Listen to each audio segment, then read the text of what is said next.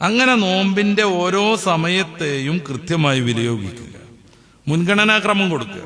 എന്തിനൊക്കെ വേണ്ടി സമയം ചെലവഴിക്കണം എന്ന് ആദ്യമേ തീരുമാനിക്കുക. പരിശുദ്ധമായ ഖുർആൻ ഒരു 5 പ്രാവശ്യമെങ്കിലും ഓതി തീർക്കുന്നു പ്രതിജ്ഞ എടുക്കുക.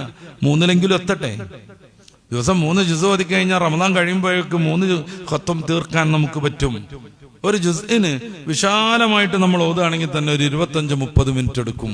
1.5 മണിക്കൂർ ചെലവഴിച്ചിട്ടുണ്ടെങ്കിൽ നമുക്ക് റമദാൻ കഴിയുമ്പോഴേക്ക് 3 പ്രാവശ്യം ഖത്ം തീർക്കാൻ പറ്റും.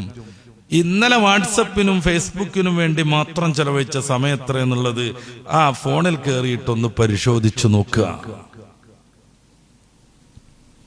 എല്ലാവരും റീൽസ്, എല്ലാവരും ഷോർട്സ്. കുറെ ആളുകൾ അത് ഉണ്ടാക്കാൻ നിൽക്കുക, കുറെ ആളുകൾ അത് കാണാൻ നിൽക്കുക. അവസാനം രാത്രി കണക്കെടുക്കുമ്പോ ഒരു 4-5 മണിക്കൂർ കണ്ട് തള്ളിക്കളഞ്ഞിരിക്കുക ജീവിതത്തിൽ നിന്ന്. 4 മണിക്കൂറും 3 മണിക്കൂറും 5 മണിക്കൂറൊക്കെ ഫോണിൽ സമയം കളയുന്നവരുണ്ട്. വെറുതെ പറയണതല്ല. ബാംഗ്ലൂരിലെ ഒരു യൂണിവേഴ്സിറ്റി കേരളത്തിലെ ജനങ്ങളെ കുറിച്ച് അങ്ങനെ ഒരു പഠനം നടത്തിയിട്ടുണ്ട്. ഒരു 5 മണിക്കൂർ വീതം ഫോണിൽ ചെലവഴിക്കുന്ന ഒരാൾ 10 ദിവസം കൊണ്ട് 50 മണിക്കൂറാണ് തൊലച്ചു കളയണത്. ഞാൻ നേരത്തെ പറഞ്ഞത് പ്രകാരം 50 മണിക്കൂർ നമ്മൾ ഉപയോഗിക്കുകയാണെങ്കിൽ 100 ജുസ് ഓതാൻ പറ്റും. 30 ജുസ് ഓതുമ്പോഴേക്ക് ഒരു ഖത്ം തീരും.